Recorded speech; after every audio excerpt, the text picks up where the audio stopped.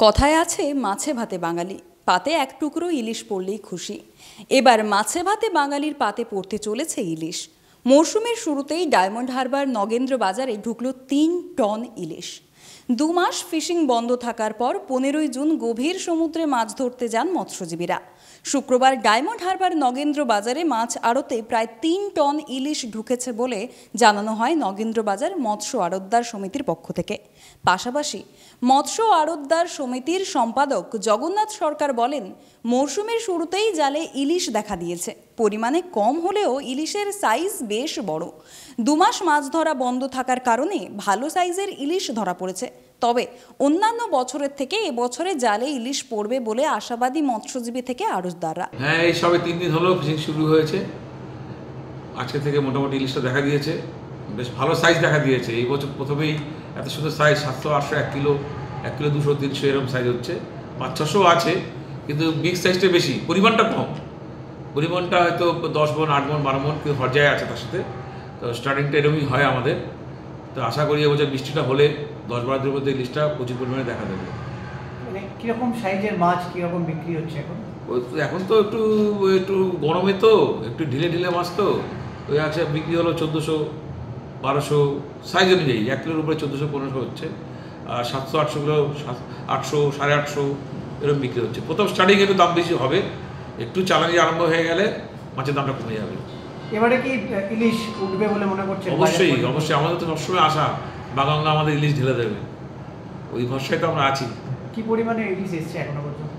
আজকে আগের দিনে ইলিশ এসেছিল অল্প 2 ক্যারেট, 4 ক্যারেট, 5 ক্যারেট করে, কিন্তু আজকে পরিমাণটা একটু বেশি আছে। সবাই 15 মণ, 20 মণ করে ইলিশটা পেয়েছে।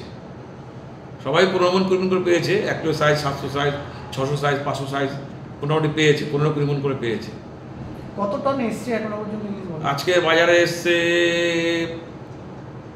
3-4 টন তো হবেই। সব স্টার্টিং তো, সব টলা নামেনি, যারা নেমেছে ভালো হয়েছে, খারাপ না। তো আশা করি এবছর সর্বসাধারণকে কম দামে ইলিশ খাওয়াতে পারবো, কেন এবছরের আমাদের মাছের পরিমাণটাও ভালো হবে, এরকমই সবার মধ্যে আলোচনা আমাদের, এবং পত্রিকা তো সেরকমই লেখা আছে। এটা কি এই 2 মাস মাছ ধরা বন্ধ থাকার কারণে কি? অবশ্যই 2 মাস বন্ধ জায়গায় 3 মাস হলে আরও ভালো হতো। এই 2 মাস বন্ধ হওয়ার জন্যই মাছের সাইজটা ভালো হচ্ছে। ডিম পাড়ার সময় বন্ধ, 2 মাসের জায়গায় 3 মাস হয়, চৈত্র, বৈশাখ, জ্যৈষ্ঠ, তাহলে মনে হয় আরও ভালো হতো আমাদের। এখন বাজারে 1 কেজি ওজনের ইলিশের দাম 1400 টাকা, যেটা কিন্তু খুবই বেশি মধ্যবিত্তের জন্য। বলতে গেলে এখন ইলিশ মধ্যবিত্তের হাতের নাগালের বাইরে। তাই বলে কি মাছ খাবে না বাঙালি? কীরকম বিক্রি হচ্ছে এখন? মোটামুটি ওই 800 ওজনের মাছ 1000 টাকা যাচ্ছে। 1 কিলো 100 ওজনের মাছ ওই 1400-1450 গ্রাম যাচ্ছে।